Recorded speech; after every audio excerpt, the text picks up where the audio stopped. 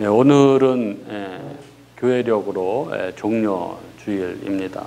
2000년 전 오늘 예수님께서 나귀를 타시고 예루살렘에 입성하십니다. 이때 많은 사람들이 자기 겉옷을 길에 펴고 종려나무 가지를 흔들면서 호산나 다윗의 자손이여 라고 이렇게 외치면서 아주 열렬히 환영을 했습니다. 후대에 와서 사람들이 이 날을 기념하기 위해서 종려주일이라고 그렇게 불렀습니다. 예수님의 고난이 오늘부터 시작해서 금요일까지 계속됩니다. 기독교에서 그래서 1년 중에 이번 주간이 가장 경건하고 엄숙하고 장엄한 그런 뜻이 있는 한 주간에 해당합니다. 그래서 오늘은 이 예수님께서 이 마지막 공생의 마지막 한 주간을 시작하는 이 주 나귀 새끼를 타시고 입성하는 예수님에 대해서 생각을 묵상을 좀 하려고 합니다.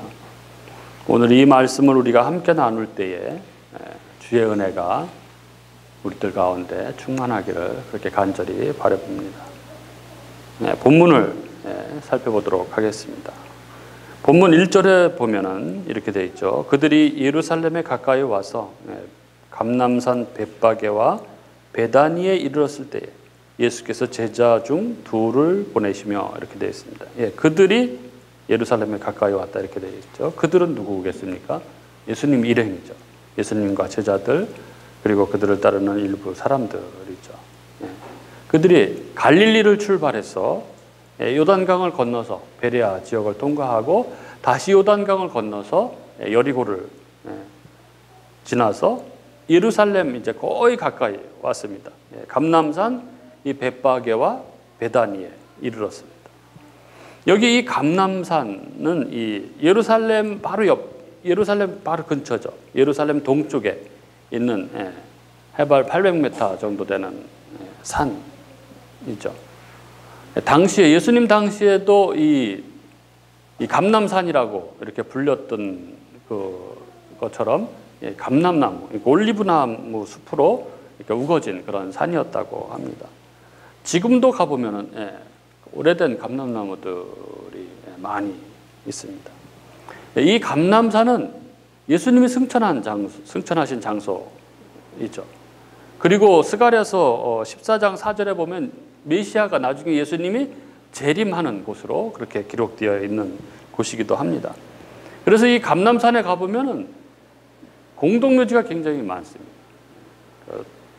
예수님이 나중에 이쪽으로 재림을 하시니까 예수님 재림할 때 제일 먼저 예수님을 영접하고 제일 먼저 부활하려고 이곳에 무덤을 많이 쓴다고 합니다. 이제 예수님께서 거의 예루살렘 거의 다 왔습니다. 바로 그 건너편, 그 계곡 건너편이 바로 이제 예루살렘입니다. 그때 예수께서 제자 둘을 보내셨다고 그렇게 기록하고 있는데 뭐 베드로와 요한이 아닐까 뭐 이렇게 추정을 합니다. 그러면서 이 둘을 보내면서 이렇게 말씀하셨습니다. 2절과 3절이죠. 이르시되 너희는 맞은편 마을로 가라. 그리로 들어가면 곧 아직 아무도 타보지 않은 나귀 새끼가 매여 있는 것을 보리니 풀어 끌고 오라. 만일 누가 너희에게 왜 이렇게 하느냐 묻거든 주가 쓰시겠다 하라. 그리하면 즉시 이리로 보내리라 하시니. 맞은편 마을로 들어가면 아직 아무도 타보지 않은 나귀 새끼가 매여 있는 것을 보게 될 것이다. 그러면 그거를 풀어서 끌고 오라 그렇게 말씀하십니다. 그때 만일 누가 왜 그러냐고 물으면은 주가 쓰시겠다 하라 이렇게 말씀하십니다. 누가 묻겠습니까? 주인이 묻겠죠. 주인이 어떤 사람들이 와서 갑자기 자기 나귀를 끌고 가면 기가 막히겠죠. 당연히 묻겠죠. 뭡니까 당신들 왜 끌고 가는 겁니까? 이렇게 묻겠죠. 그러면 그때 주가 쓰시겠다 이렇게 말하라 이렇게 이야기하신 것이죠. 여기서 예수님은 당신을 주라고 밝히십니다. 퀴리오스, 헬라어로 퀴리오스, 주님, 하나님이라는 뜻이죠. 하나님이 쓰시겠다. 예수님은 그동안 당신이 누구이신지 당신의 신분을, 정체를 숨기셨습니다. 귀신들이 예수님이 누구인지 알아봤을 때도 그랬고 또 나병 환자, 또 해당장 야이르의 딸을 고치시고 나서도 아무에게도 말하지 말라고 이렇게 하셨죠. 그리고 오병 이후에도 사람들이 왕으로 삼으려 할 때 말하지 못하게 했고, 또 베드로의 신앙 고백 후에도, 또 변화산 사건 후에도 예수님은 당신이 누구이신지, 그 메시아 되심을 말하지 못하도록 하셨습니다. 그런데 이제 여기 예루살렘 입성을 앞두고 예수님께서 자신을 적극적으로 드러내시는 것을 보게 됩니다. 예수님께서 당신이 주 하나님이심을 드러내십니다. 그렇습니다. 여기 예수님 말씀대로 우리 예수님은 주, 퀴리오스, 주이십니다. 세상 만물의 참된 소유주이시죠. 만물이 그로 말미암아 창조되었고 만물이 다 그의 것입니다. 만물 중 그의 것이 아닌 것이 하나도 없습니다. 여러분, 그렇기에 우리가 가지고 있는 것들, 우리의 소유라는 것들, 사실 이것이 우리의 것이 아니죠. 우리는 단지 그것을 잠시 맡아서 관리하는 청지기일 뿐입니다. 우리 교우님들은 어떻습니까? 내가 가진 것이 주인이 우리 주님이시라는 것을 인정하십니까? 주님께서 쓰시겠다고 하면 어떻게 반응하시겠습니까? 주님이 쓰시겠다는데 망설이고 아까워하고, 그래서 시간이 없다, 아직은 좀 어렵다, 이리저리 핑계를 대고 있지는 않습니까? 여러분, 우리는 어느 순간 내가 가진 모든 것이 내게 아니라는 것을 알게 될 것입니다. 건강도 금세 잃어버릴 수 있습니다. 돈도 금세 없어질 수 있습니다. 뭐 건강, 돈 이것뿐만 아니라 사실 우리의 생명마저도 그 주인은 우리의 것이 아닙니다. 누가복음 12장 16절부터 21절에 예수님의 비유가 나옵니다. 한 부자가 있었습니다. 그 부자가 소출이 굉장히 많았습니다. 그래서 걱정입니다. 쌓아둘 곳이 없는 거죠. 너무 소출이 많아서. 그래서 이러죠. 내 곳간을 헐고 더 크게 짓고 내 모든 곡식과 물건을 거기 쌓아두리라, 이렇게 이야기합니다. 그러면서 자기 영혼에게 그렇게 이야기합니다. 영혼아, 여러 해 쓸 물건을 많이 쌓아두었으니 편안히 쉬고 먹고 마시고 즐거워하자, 이렇게 이야기합니다. 그런데 하나님이 이렇게 말씀하시죠. 어리석은 자야, 오늘 밤에 내 영혼을 도로 찾으리니 그러면 그 준비한 것이 누구의 것이 되겠느냐, 이렇게 말씀하십니다. 영혼을 도로 찾으신다는 것입니다. 원래 그분 것이거든. 그런 자를 하나님이 어리석다, 이렇게 말씀하신다는 것입니다. 자기 게 아닌데 자기 것인 줄 알고 그러는 것이죠.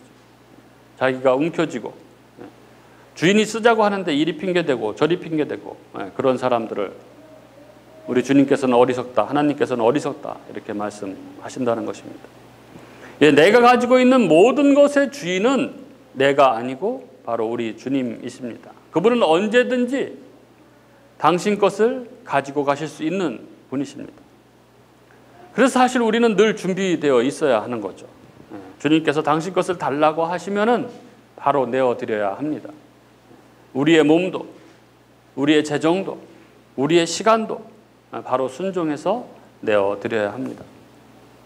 우리 주님은 우리가 없어도 당신의 일을 하시는데 아무 지장이 없으신 분이시죠. 다 하실 수 있는 분이십니다.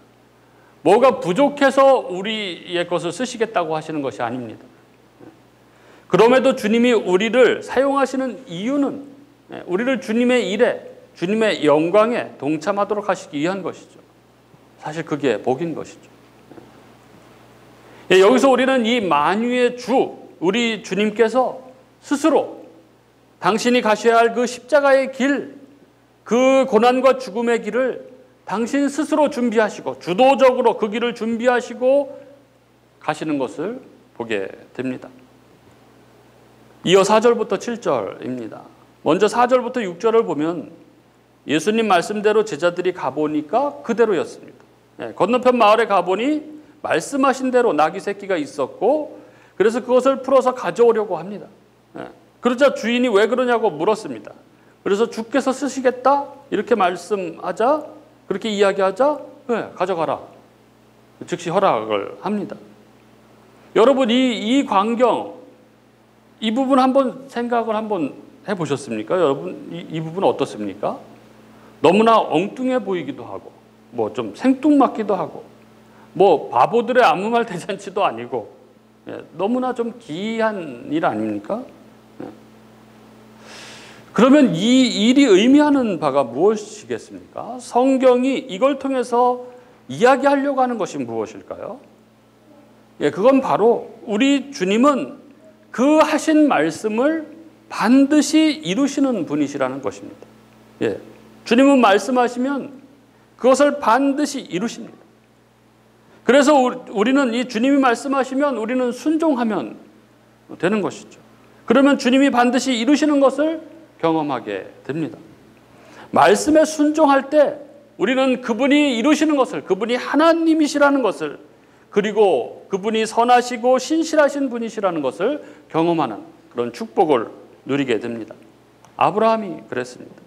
창세기 12장 1절과 2절에 너무나 유명한 말씀이 있죠. 여호와께서 아브라함에게 이르시되 너는 너의 고향과 친척과 아버지의 집을 떠나 내가 네게 보여줄 땅으로 가라. 내가 너로 큰 민족을 이루고 네게 복을 주어 내 이름을 창대하게 하리니 너는 복이 될지라. 이렇게 말씀하십니다. 여기 보면 하나님은 아브라함에게 내가 너로 큰 민족을 이루고 네게 복을 주어 내 이름을 창대하게 하리라 이렇게 말씀하십니다. 그러니 너는 너의 고향과 친척과 아버지의 집을 떠나 내가 네게 보여줄 땅으로 가라 이렇게 말씀하십니다. 그런데 이때 내가 네게 보여준 땅으로 가라 하시면 얼마나 좋았을까요? 분명하니까요. 그런데 하나님은 내가 네게 보여줄 땅으로 가라 이렇게 말씀하십니다. 보여주고 가라고 하시면 좋을 텐데 보여줄 테니까 가라는 것입니다. 이때 이 하나님 말씀을 순종하기가 어땠을까요? 쉬웠겠습니까?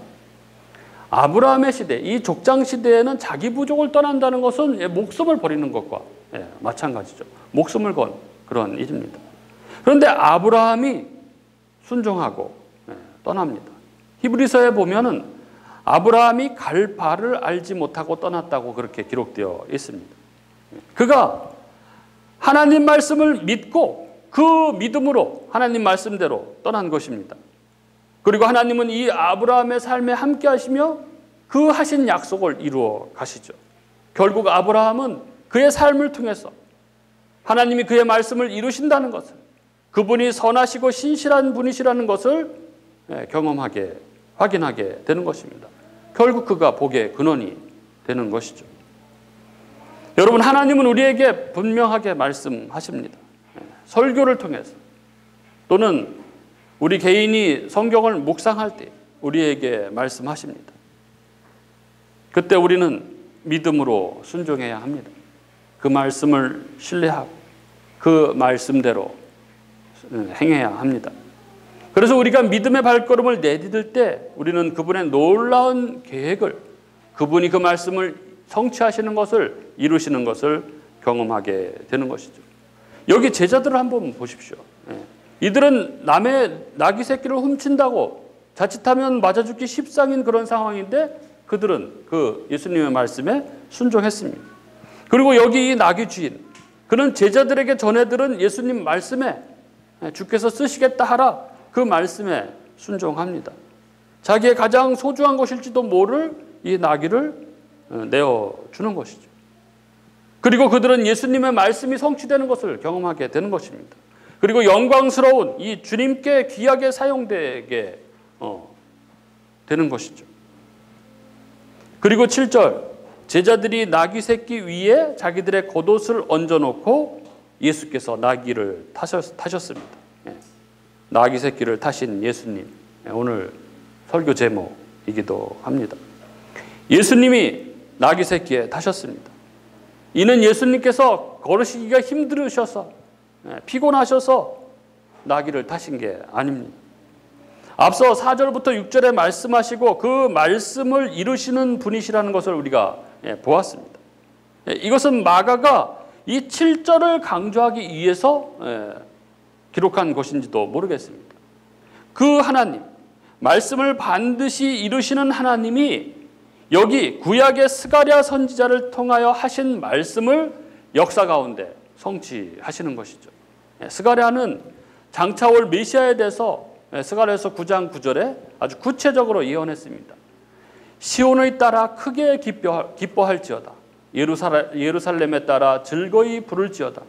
보라, 내 왕이 내게 임하시나니 그는 공의로우시며 구원을 베푸시며 겸손하여서 나귀를 타시나니 나귀의 작은 것 곧 나귀 새끼니라. 메시아가 오시는데 그는 나귀를 타고 오신다는 것입니다. 구약에서 나귀는 이 왕적 지위 또는 메시아와 아주 긴밀하게 연관되어 있습니다. 또 나귀는 겸손과 평화를 상징하죠. 그래서 솔로몬이 왕위 즉위식 때 탄 짐승이 바로 나귀이기도 합니다.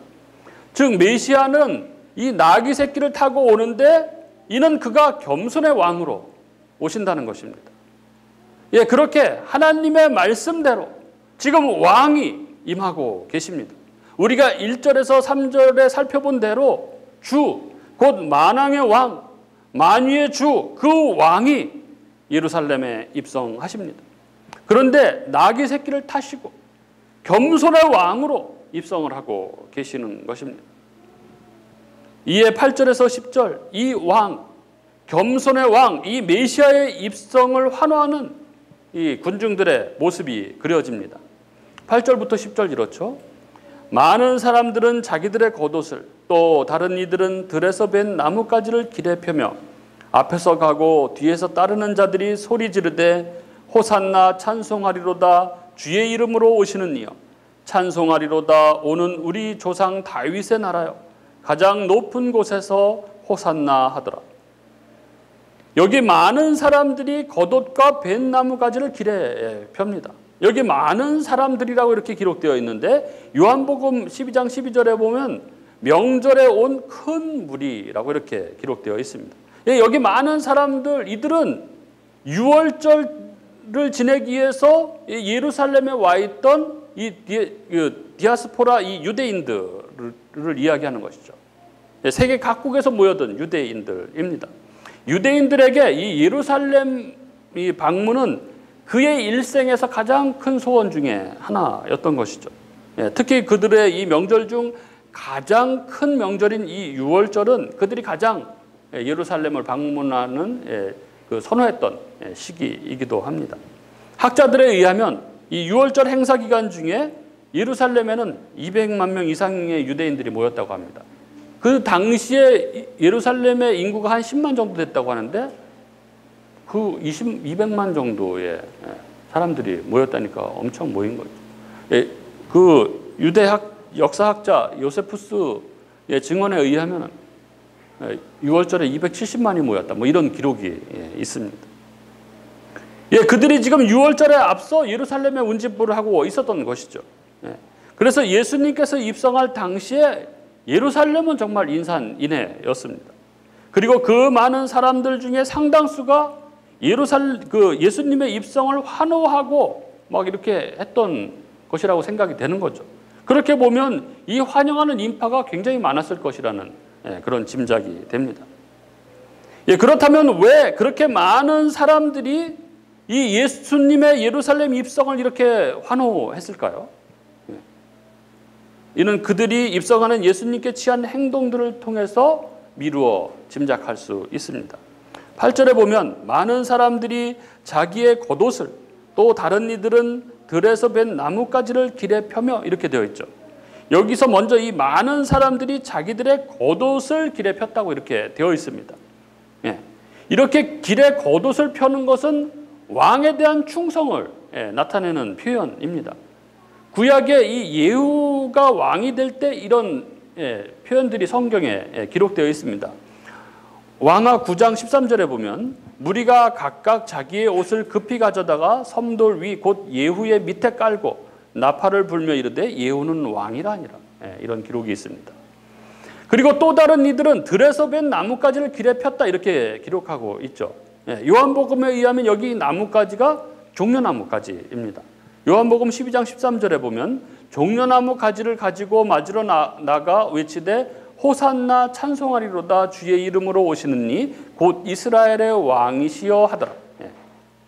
그러니까 종려나무까지는 승리를 상징합니다. 계시록 7장 9절에 보면은 이 일 후에 내가 보니 각 나라와 족속과 백성과 방언에서 아무도 능히 셀 수 없는 큰 무리가 나와 흰 옷을 입고 손에 종려나무 가지를 들고 보좌 앞과 어린 양 앞에 서서 이런 말씀이 나오죠. 그래서 사람들은 왕이 지나는 길에 종려나무 가지를 펴놓거나 그것을 들고 흔들곤 했습니다.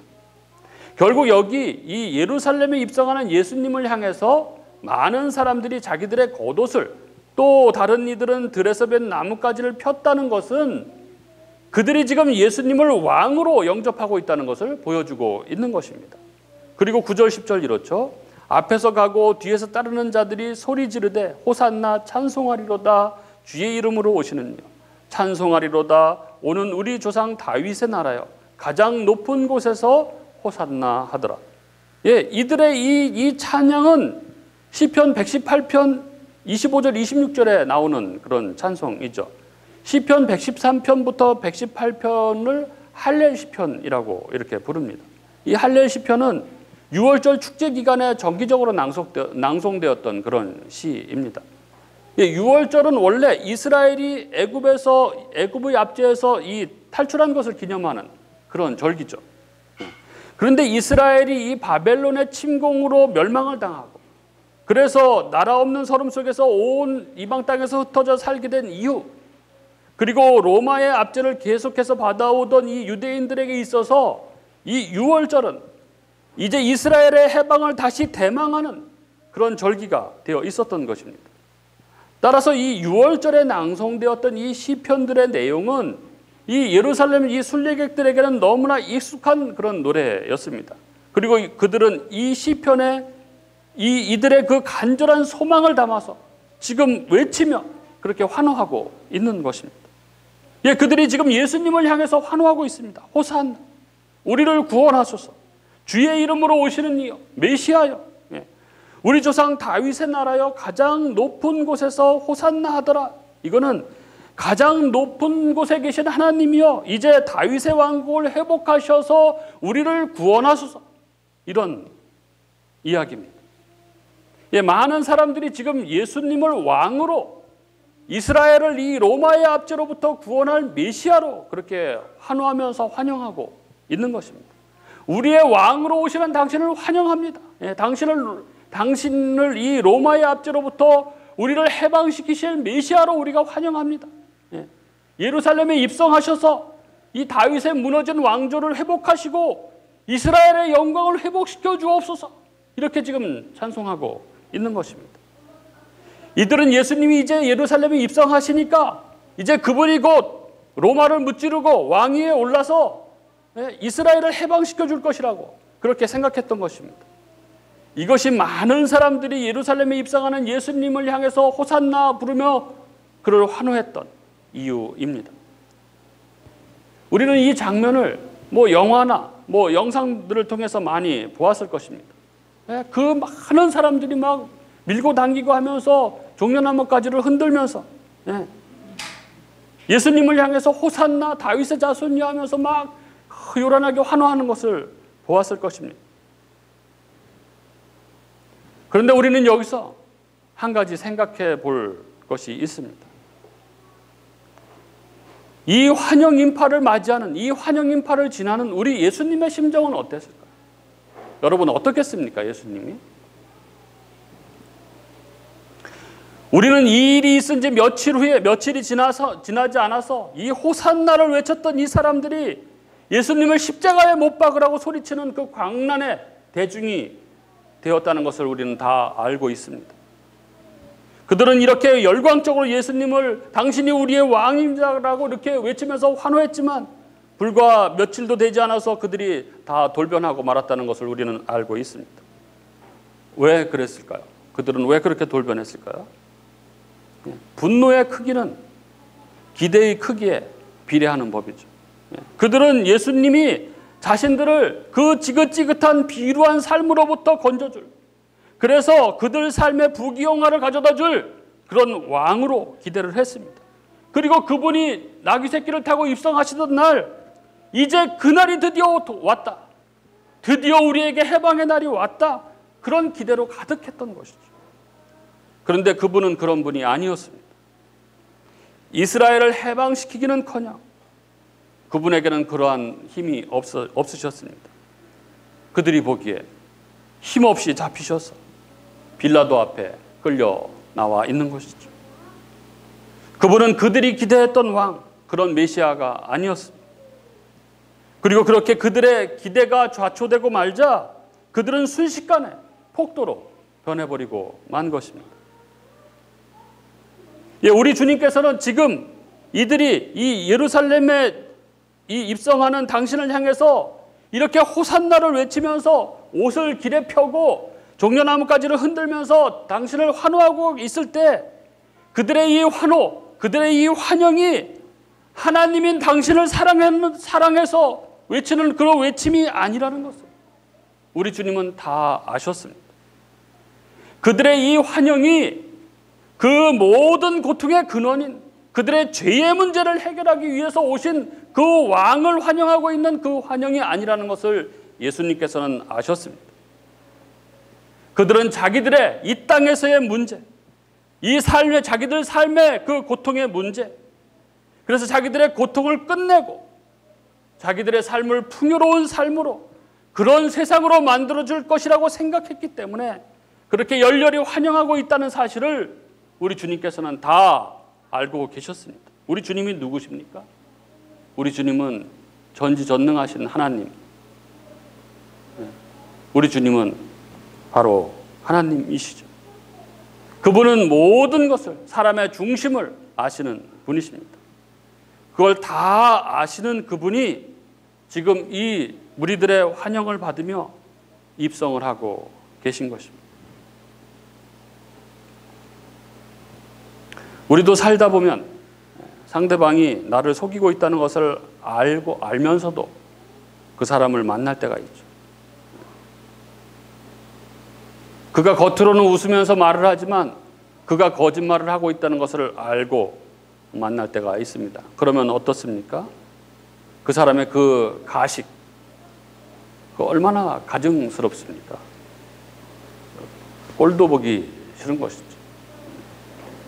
속으로부터 화가 치밀어 오르고 정말 욕을 쏟아붓고 싶은 그런 마음이 가득할 것입니다. 우리 주님은 다 아셨습니다. 모든 것을 다 아셨습니다. 지금 환호하고 있는 이들의 마음 속에 하나님에 대한 사랑 대신 그들의 이기적인 마음으로 가득하다는 것을, 그리고 그들이 곧 며칠이 지나지 않아서 당신을 향해서 십자가에 못 박으라고 그렇게 소리칠 것이라는 것을 다 아셨습니다. 그러나 예수님이 이 예루살렘에 입성하시는 그런 영상들을 보면, 여러분 영상들을 보십시오. 예수님의 얼굴, 표정을 한번 보십시오. 예수님은 환하게 웃으시면서 따뜻하게 그들의 환영을 받으시는 모습을 보게 됩니다. 저는 이 모습이 전혀 이해가 되질 않았습니다. 다 아시는 그분께서 어떻게 저렇게 환하게 웃으시면서 저렇게 따뜻하게 그들을 맞이할 수 있을까? 여러분, 우리 주님은 어떻게 그들을 그렇게 따뜻하게 맞으시고 그렇게 맞으시면서 그 십자가의 길을 그렇게 가실 수 있으셨을까요? 예수님께서 이 예루살렘에 입성하시는 이유는 단 하나입니다. 무엇 때문입니까? 죽으러 가시는 것입니다. 십자가에서 죽으러 가시는 길입니다. 왜 죽으셔야 합니까? 그분이 죽으셔야, 그분을 사랑하지 않는 우리를 향하여 우리에게 살 길이 열리기 때문에 그렇습니다. 그래서 그 길을 가시는 것입니다. 당신을 대적하고 당신을 향해서 죽이라고 손가락질하며 소리치는 우리들을 사랑하셨어요. 그 길을 가시는 거예요. 그들을 불쌍히 여기셔서 따뜻한 눈빛으로 그들을 바라보시고 그들의 환영을 받으시면서 그렇게 가고 있는 거예요. 그들을 사랑해서. 로마서 5장 7절 8절은 이렇게 말씀합니다. 의인을 위하여 죽는 자가 쉽지 않고 선인을 위하여 용감히 죽는 자가 혹 있거니와 우리가 아직 죄인 되었을 때 그리스도께서 우리를 위하여 죽으심으로 하나님께서 우리에 대한 자기의 사랑을 확증하셨느니라. 우리를 사랑하셨어. 모든 것을 다 아셨음에도 우리 주님께서는 예루살렘으로 들어가시는 일을, 자신을 사랑하지 않는 이들을 위해서 죽으러 가시는 그 길을 멈추지 않으신 것입니다.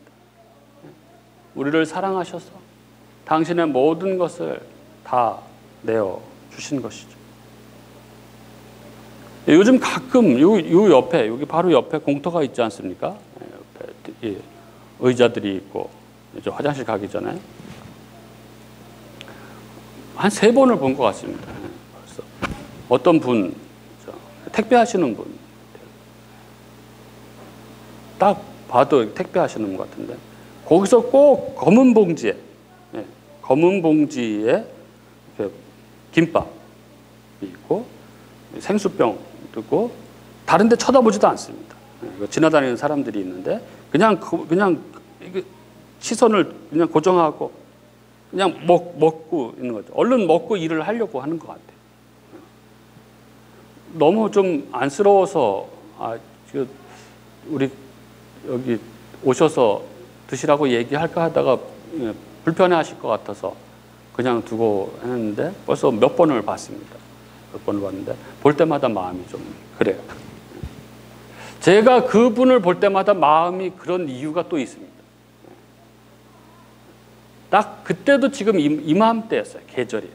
겨울이 지나고 따뜻한 봄이 와서 꽃이 막 이제 피고 날씨가 따뜻하고 막 이런 때였는데 제가 화정에 그 중앙공원이 있습니다. 그 화정 제일 로데오 거리고 시작되는 그 중앙공원이 있는데 너무 따뜻해서 혼자 거기 앉아서 잠깐 이렇게 햇빛을 이렇게 즐기려고 잠깐 앉아 있었는데 그때 어떤 분이 제 옆에 벤치에 앉으셨는데 똑같이 그분도 이렇게 이 오토바이 모자를 옆에 벗어서 두고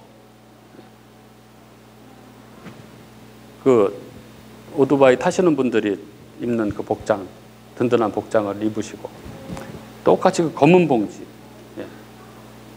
김밥과 생수병을 놓고 드시는 거예요. 그러니까 얼른 그렇게 드시고 또 일을 하시려고 그러시는 것 같아요. 그런가 보다 이제 그러고 있었는데 갑자기 전화가 온 거예요. 얼마 떨어지지 않은 곳이기 때문에 들린 거야. 근데 그 소리가 제가 신경 썼던 이유가 딸 그러는 바람에 저도 딸 이렇게 부르거든요. 제 딸하고 전화할 때 딸 우리 딸 뭐 이렇게 늘 부르는데 그분도 전화를 받으시는데 딸 그래요. 그래서 제가 이 귀가 그쪽으로 이렇게 딱 향한 거죠. 그런데 이제 이야기하는 소리가 들린 거예요. 그래 아빠 점심 너무 좋은 거 맛있는 걸 먹었어. 아빠는 우리 딸은 뭐 먹었어? 아빠만 혼자 이렇게 맛있는 거 먹어서 어쩌지? 제가 그걸 다 보고 있었잖아요. 그렇죠? 마음이 얼마나